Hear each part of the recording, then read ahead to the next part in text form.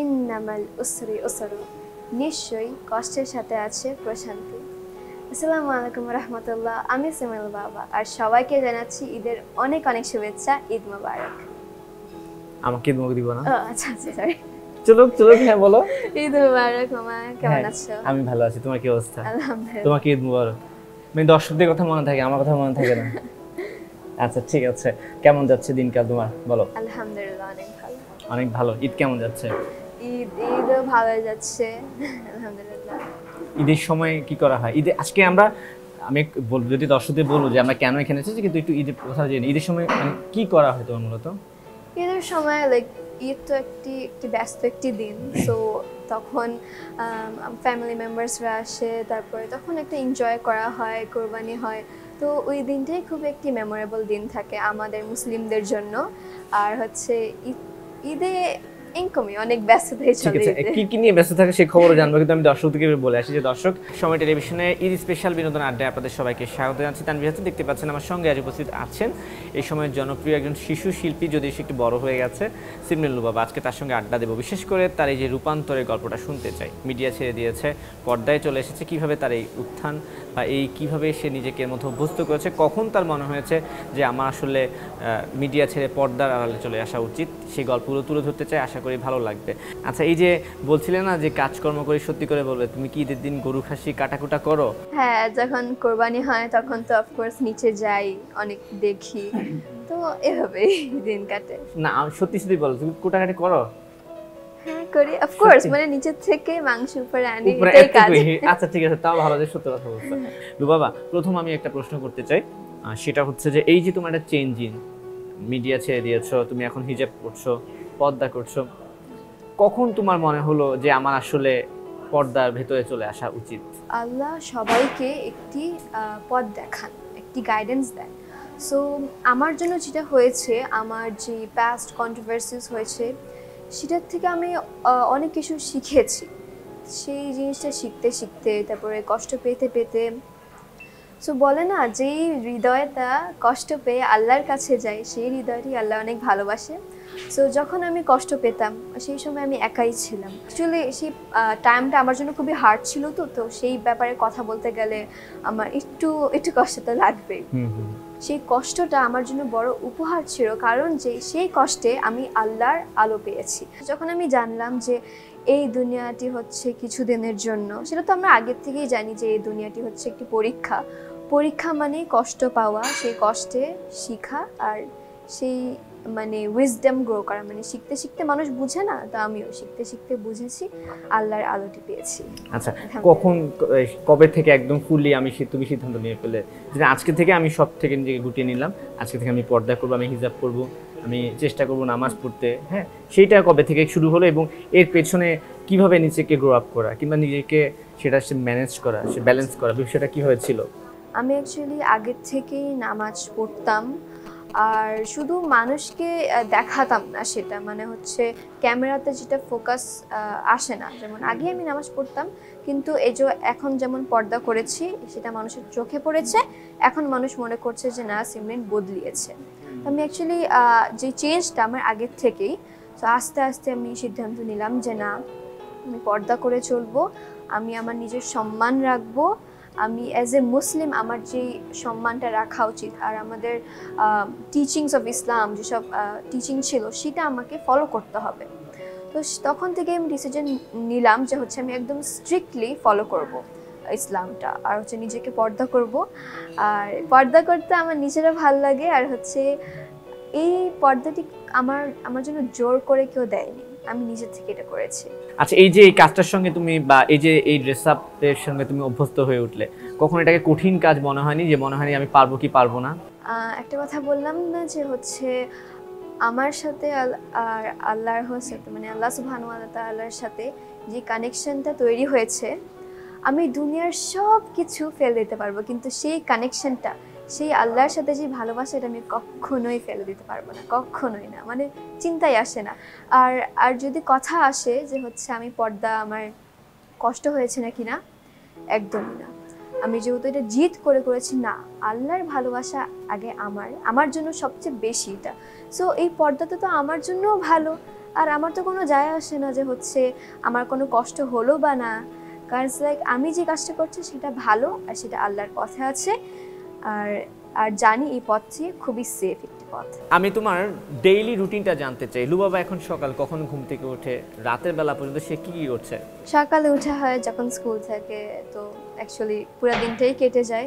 তো আমাদের প্রত্যেকটা মুসলিমের শুরুটা দিন হয় ফজর নামাজের সময়। তো মাঝে মাঝে আমি মিস হয়ে যায়, চেষ্টা করি, তাও আজও চেষ্টা করব একদম টাইমলি ওঠার জন্য। মাঝে মাঝে মিস হয়ে যায়, তাও আমি কাভারটা করে নিই। আর সত্যি কথা বলছি, এখানে মিথ্যার কিছু না, যে আমরা টিনেজের বয়সে আমাদের আস্তে আস্তে অভ্যাস করতে হবে। তারপরে হচ্ছে স্কুল থেকে আসার পরে দেন শাওয়ার, অনেক কাজ হলো, দোহরের নামাজ, তারপরে সময় আসরের নামাজও হয়ে যায়। তারপরে আমি একটু কোরআন শরীফ পড়ি মাগরিব পর্যন্ত, মাগরিব থেকে তারপরে কিছু টুকটাক কাজ টাজ থাকে, তারপরে এশার নামাজ আদায় করি, দেন ইনকমই চলে। তো এই যে একটা রুটিনটাও চেঞ্জ হয়ে গেছে, এই পেছনে গাইডলাইন করছে কে তোমাকে? আচ্ছা, চেঞ্জ তো অফকোর্স নিজের থেকে আসে, মন থেকে আসে, আর যাকে আল্লাহ গাইড করে সেই গাইড হয়। আর চেঞ্জটা যখন আমি ছোট ছিলাম তখন তো আমিও নিজের পিচ্ছি ছিলাম, তো আমাদের ছোটোবেলার সময় তখন আমরা অনেক কিছুই বলে ফেলি ভুলে, তো আমিও অনেক ভুল করেছি, অনেক মিসপ্রোনাউন্স হয়েছে। তো সেই গাইডলাইনের জন্য আমাকে আমার পরিবার সহ আমার আম্মু স্পেসিফিক, অ্যান্ড একটা আমার মামা আছে, উচ্চ মামা, সবাই চিনতে পারেন, সে আমাকে অনেক হেল্প করেছে আলহামদুলিল্লাহ। আচ্ছা ঠিক আছে, এখন আমি যে প্রশ্ন করব যে একটু আগে স্কুলের কথা বলছিলে, আমি স্কুলে যাই, তো স্কুলে তোমার যে সহপাঠীরা তারা তো এক সময় এক ধরনের লুবাবাকে দেখতো, এখন দেখছে আরেক ধরনের লুবাবা। সহপাঠীদের থেকে আসলে কেমন রেসপন্স পাও, তাদের কাছে কেমন মনে হয় তোমার এই পরিবর্তনটা? আলহামদুলিল্লাহ, আমার মাত্র 2টা ফ্রেন্ড, কিন্তু তারা মানে বেস্ট, মানে খুবই ভালো একজন, খুবই ভালো একটা পার্সন, মানে দিনের উপর ফোকাস, দুনিয়া এত চিন্তা করে না, দিনের উপর ফোকাস। দুইটা একটা ভালো ফ্রেন্ড পেয়েছি অ্যাকচুয়ালি। আগেও আমার অনেকগুলো ফ্রেন্ড ছিল, কিন্তু তারা আস্তে আস্তে সরে যান। তো আমার এখন দুইটাই ফ্রেন্ড আছে, তারা আলহামদুলিল্লাহ খুবই ভালো। কেন, মানে আগে অনেক ফ্রেন্ড ছিল, তারা সরে গেছে কেন লুবাবা থেকে? সবার চয়েস থাকতে পারে, তখন তাদের ইচ্ছা হয়েছে আমার থেকে সরে যাওয়া, তাই সরে গিয়েছে। এটা যেন মন খারাপ হয় না? না, কাজ লাইক আমি আল্লাহকে একবার বলেছিলাম, আল্লাহ আমার জীবন থেকে তুমি খারাপ মানুষ দূরে রাখো, মানে আমাকে ক্ষতিতে দিও না। তো তখনই আমি অ্যাকচুয়ালি লুজ করলাম, তারপরে আমার 2টা ফ্রেন্ড থাকলো। হিসেব করলে হচ্ছে খারাপ বন্ধুরা সরে গেছে। খারাপ না বলতে গেলে আমার মনে হয় ইনফ্লুয়েন্সটা আমার ইসলাম বা আমার দ্বীনের উপর এফেক্ট করতো, তাই আল্লাহ সরিয়ে দিয়েছে। আচ্ছা ঠিক আছে, ওকে লুবাবা, আমি এখন যেটা নিয়ে কথা বলতে চাই, ধরো তুমি তো আগে মিডিয়ায় কাজ করতে, শুটিংয়ে যেতে, হ্যাঁ অনেক কাজ করতে, এখন তো সেটা অনেক কমে গেছে, মিস করো না বিষয়গুলো? না, একদম না, কাজ আমার এখন দিনটা কাটেই হচ্ছে আল্লাহর ইবাদত নিয়ে, সো মিস করো একদমই না। তাহলে কি আমরা একদম কি লুবাবাকে আর মিডিয়াতে পাবো না, একদম আস্তে আস্তে সরে যাবে? আমার একটাই কথা, যে আমি যদি এই মিডিয়াতে থেকে মানুষকে ভালো কাজ, ইসলামের ব্যাপারে দাওয়া দিতে পারি বা ভালো কাজ আমি শেখাতে পারি মানুষকে, তাহলে আমি মিডিয়াতে থাকবো, না হলে আমি ভবিষ্যতে সরে যাব। একটা সময় তোমাকে নিয়ে অনেক সমালোচনা হতো, এখনো কি একটা লোক কিংবা একটা পক্ষ সমালোচনা করে, বলে যে ও তো মিডিয়া ছেড়ে এখন বোরকা পড়ছে, হিজাব করছে, লোক দেখানো হিজাব, বিষয়গুলো কিভাবে দেখো? যারা হচ্ছে এরকম মন্তব্য করেন তাদের জন্য অ্যাকচুয়ালি আমার মন থেকে কিছু বলার নেই, কারণ যে তাদের 2-3টা কথায় যদি আমি কষ্ট পেয়ে বসে থাকি, তাহলে তো আমার দিন চলবে না, তাই না? সো আমি চেষ্টা করি যে আগে যে আমার পাস্ট ছিল সেই জিনিসটা আমার পাস্টেই রাখি, আর আগের মানুষ যে হচ্ছে আমার নতুন পরিবর্তন দেখে আমার আগের কথা, মানে আমার পাস্টের কথা তুলেন, সেটা ওদের ব্যাপার, এটা ওরা চিন্তা করে যে এটা হচ্ছে ক্ষণস্থায়ী, মানে আমার যে হিজাব পর্দা, সো এটা অ্যাকচুয়ালি ওদের ব্যাপার, ওদের জন্য আমার একটা কিছু বলার নেই, আমি আমার দিন নিয়ে ফোকাস আছি, এটাই। কিন্তু এই যে ওনারা হচ্ছে যখন তুমি কাজ করতে, অনেকে ছোট ছিলে, আসলে ছোট বয়সে আমিও অনেক পাকনা পাকনা কথা বলতাম, কিন্তু তখন আমরা কিছু বললো সেটা নিয়েও তাদের সমস্যা ছিল, এখন তুমি পর্দা করছো সেটা নিয়েও তাদের সমস্যা। আসলে যদি আমি বলি যে মানুষ আসলে চায় কি, তোমার কাছে কি মনে হয়? মানুষ কতদিনই বা থাকে, মানুষের পিছে পড়েই থাকে, আর হচ্ছে বললাম না, এই দুনিয়াতে আসল ভালোবাসা আল্লাহ ছাড়া কোথাও পাবেন না, সেই মাত্র আল্লাহকেই পাবেন যে হচ্ছে আপনার মন ভাঙবে না। আর হচ্ছে ওদের কথা গায়ে তো একটু লাগে, একটু টেনে নেই, মানে আমরা মানুষ হিসাবে আমাদের তো অফকোর্স ইমোশন আছে, তো কষ্ট স্বাভাবিক, এটা লাগবে। কিন্তু তাদেরও জানা উচিত যে হচ্ছে তাদের এক একটা মানে কথা যে একটা মানুষের কত কষ্ট লাগতে পারে, এটা একটু তাদের জানা উচিত। কারণ যে এই একটা কথার একটা কমেন্ট, সেই কিয়ামতের ময়দানে আল্লাহ বিচার নেবেন এক একটা কথার। আমার নিজেরই ভয় লাগে যদি আমি একটা মানুষকে কষ্ট দিই, আমি 10 বার 30 বার, যতক্ষণ ধরে সে মানে মানে আমার উপর রাগটা না যায় ততক্ষণ ধরে আমি থামি না। আমি একটা মানুষকে কষ্ট দিতে খুবই ভয় পাই, আর যদিও ভুলে আমি কষ্ট দিয়ে ফেলি আমার খুবই কষ্ট লাগে, নিজেরই খারাপ লাগে। সো এখন যারা এরকম আমাকে নিয়ে বাজে মন্তব্য করেন তাদের তো জানি না তাদের এখনো ঈমান বেঁচে আছে নাকি না, আল্লাহর কাছে দোয়া করি তাদের যদি আল্লাহ হেদায়েত দেখ। আর হচ্ছে আমরা শেষমেশ আমরা সবাই উম্মাহ, আমাদের একসাথে হয়ে কাজ করতে হবে। এই যে বলছিলেন যে কষ্ট পেলে মন খারাপ হয়, আমি একটু সেই মন খারাপের কথা শুনতে চাই। এমন কখনো হয়েছে যে তোমার অনেক মন খারাপ হয়েছে কারণ কোনো একটা কথায়, কিন্তু তুমি কাউকে বলোনি, হয়তো তোমার আম্মুও জানে না, তোমার পরিবারে কেউ জানে না, হয়তো তুমি নীরবে সেটা নিয়ে আসলে খুব পেইন পেয়েছো, এমন কোনো কিছু আছে যেটা আজকে আমরা এই মানুষকেও শোনাতে পারি, হয়তো তোমার আব্বু আম্মুও জানবে? আমার পাস্টে এটা আমার মিস্টেক ছিল, সেটা আমি মানি, আমার মিস্টেক ছিল। সেই সময় মানুষ দয়া দেখাতে পারে নাই, এটা হচ্ছে তাদের একটি ভুল। এটা আল্লাহর কাছে একটি পরীক্ষা হতে পারে যে এই মেয়েটা হচ্ছে একটা ভুল বলেছে, দেখি পুরো জনগণ তাকে দয়া দেখাতে পারে নাকি হচ্ছে তাকে মজা নেয়। সো যারা আমাকে নিয়ে সমালোচনা করেছেন তাদের এটা অ্যাকচুয়ালি বলতে গেলে লস হয়েছে, যে আল্লাহর পরীক্ষাটা তারা পাশ করতে পারেনি। কিছু মানুষ দয়া দেখিয়েছে, তারা পরীক্ষা পাশ করেছে। যেমন আমার জন্য একটি পরীক্ষা ছিল, যেটা হচ্ছে আমি আল্লাহর কাছে ফেরত যাই নাকি না, আমি ফেরত গিয়েছি, আমার জন্য একটি ভিক্টোরি। আর বললাম না, গায়ে তো অনেক কথাই আছে অ্যাকচুয়ালি আমার পাস্টে, তো ওসব মুখ দিয়ে অ্যাকচুয়ালি বলা যায় না।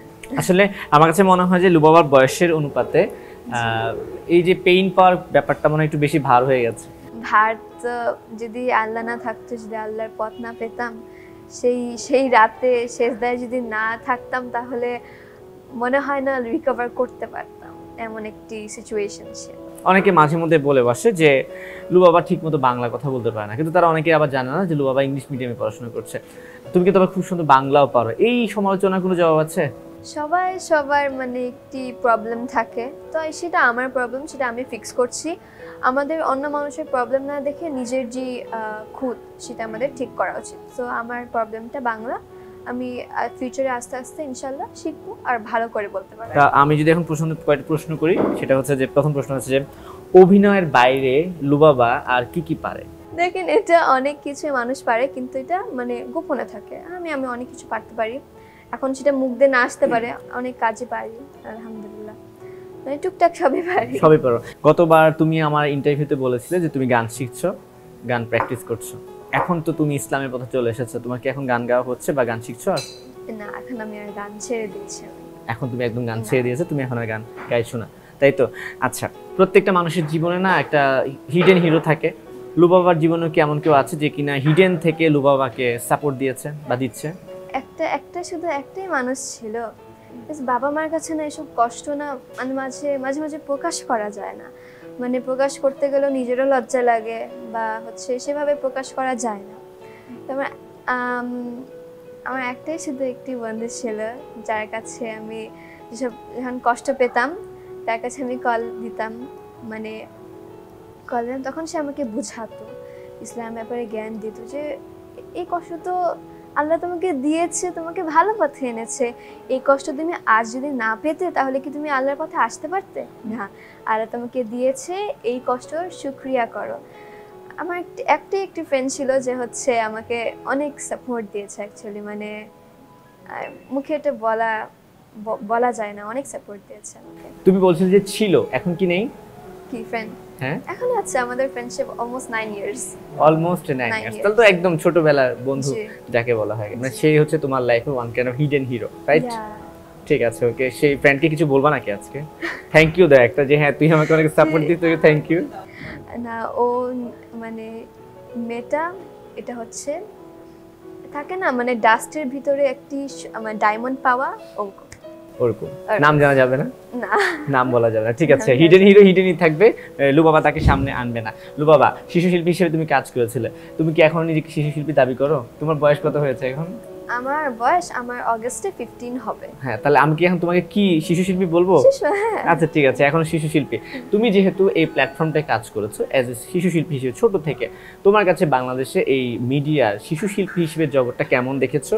কতটা চ্যালেঞ্জিং মনে হচ্ছে? বা আরো অনেক বাবা মা আছে যে তাদের সন্তানদেরকে মিডিয়াতে কাজ করাতে চায়, তোমার কাছে কি মনে হয় এই জায়গাটা আসলে কতটা প্রতিযোগিতামূলক? বাবা মার চয়েস তো আমি ডিসাইড করে দিতে পারবো না। এখন অনেক পার্সপেক্টিভ থাকে, মনে হয় তাদের প্যারেন্টস হচ্ছে তারা ইন্টারেস্টেড তাদের বাচ্চাকে মিডিয়াতে দেওয়ার জন্য, সেটা ওনাদের ব্যাপার। কিন্তু আমার জন্য মিডিয়া জগৎটি এতটা আমার ভালো লাগে। আমি যতটা এক্সপিরিয়েন্স পাস্ট করেছি, আমার মনে হয় না যে বাচ্চাদের জন্য মিডিয়া একটি সেফ জায়গা।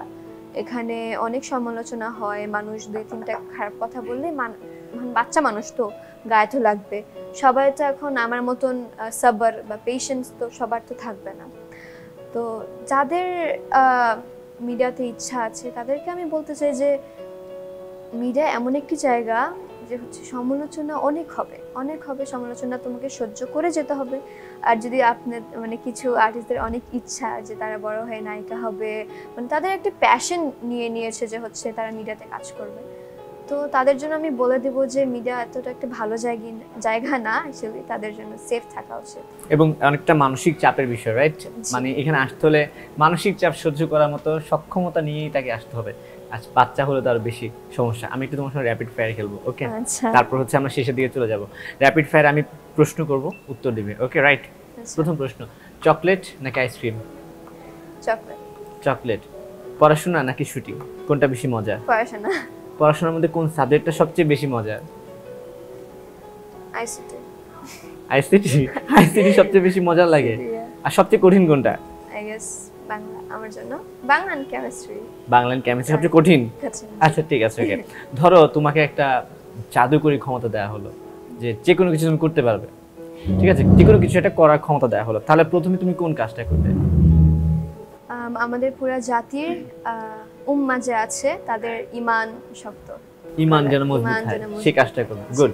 আচ্ছা, শুটিং এর সময়, শুটিং তো করো মাঝে মাঝে, আগেও করেছো, এখনো টুকটাক করা হয়, শুটিং এর সময় সবচেয়ে বিরক্তিকর জিনিস কোনটা? একটা ডায়লগ মুখস্থ করা। সবচেয়ে কঠিন ডায়লগ কোনটা ছিল লাইফে, মনে আছে কিছু? আচ্ছা, বাসায় তোমার একটা প্রিয় ডায়লগ যেটা তুমি সবসময় বলো কিছু হলেই? এই। হ্যাঁ, এই এই এই এই এটাই হচ্ছে তোমার প্রিয় ডায়লগ, মুদ্রাদোষ যেটাকে বলে না? আচ্ছা ঠিক আছে, কোনো ভুল করে ফেললে কিভাবে সেটাকে সামাল দাও? কোনো ভুল করলে? ভুল করে ফেললো, ধরো তুমি কোনো একটা ভুল করে ফেলেছো, সেটাকে কিভাবে সামাল দাও? দৌড়িয়ে আল্লাহর কাছে যাই।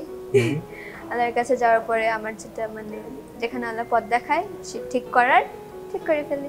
শেষের প্রশ্নটা কঠিন আছে, একটু বুঝে শোনাতে দেবা। যদি কখনো তুমি বাংলাদেশের প্রধানমন্ত্রী হও, সর্বপ্রথম কোন পদক্ষেপটা নিবা? এটা খুবই হার্ড অ্যাকচুয়ালি বলতে গেলে। প্রধানমন্ত্রী হলে আমি হচ্ছে সর্বপ্রথম কোন কাজটা হাতে নিবা? জনগণকে, যা দেশের জন্য যে কোনো একটা কাজ, যে আমি প্রধানমন্ত্রী হলে আমি শুরুতে প্রথম দিনই এই কাজটা করব। প্রথম দিনই এই কাজটা করব। ইসলামের দাওয়া ছড়াবো, ইসলামের দাওয়া প্রচারের জন্য উদ্যোগ নিবা। আচ্ছা ঠিক আছে লুবাবা, অনেক আড্ডা দিয়েছি। ঈদের সময়টা আমাদেরকে চলে যেতে হবে, কারণ ঈদের সময় সবাই একটু ঘোরাঘুরির প্ল্যান থাকে। আই থিঙ্ক তোমারও আছে, আমাকেও যেতে হবে ঈদের সময়। কিন্তু লুবাবার ফিউচার প্ল্যানিংটা কি? লুবাবা নিজেকে কোন জায়গায় দেখতে চায়, ভবিষ্যতে কি করবে? ফিউচার প্ল্যান তো অ্যাকচুয়ালি ভবিষ্যতেই বলা হয়। তো আমার ইচ্ছা আছে যে একদম পর্দার আড়ালে চলে যাওয়া, একদম লাইট ক্যামেরা অ্যাকশনের সামনে দূরে থাকা। আর হচ্ছে আমার ইচ্ছা আছে যে নিজের একটি বিজনেস, ব্যবসা তাই করা, দাঁড়া করানো, তাই তো? এই যে একদম হচ্ছে পর্দার আড়ালে চলে গেলে কি আমরা আর কখনো কি লুবাবাকে কোথাও দেখতে পাবো না? এটা আমার জন্যই ভালো যে হচ্ছে পর্দা থেকে মানে মিডিয়া থেকে দূরে সরা, এটা আমার জন্য একটি ব্লেসিং বলতে গেলে, যেটা আমি সবসময় চেয়ে থাকি।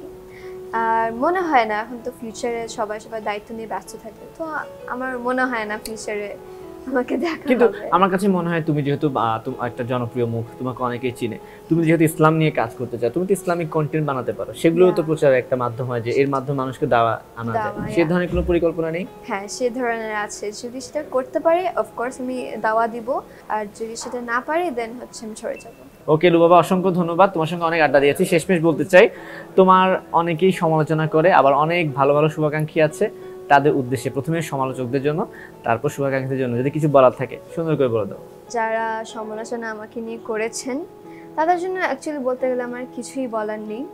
আপনারা যে আমাকে সমালোচনা যদি না করতেন তাহলে আমি আজ এদিকে আসতে পারতাম না, সেই আল্লাহর পথটি বাঁচতে পারতাম না আমি।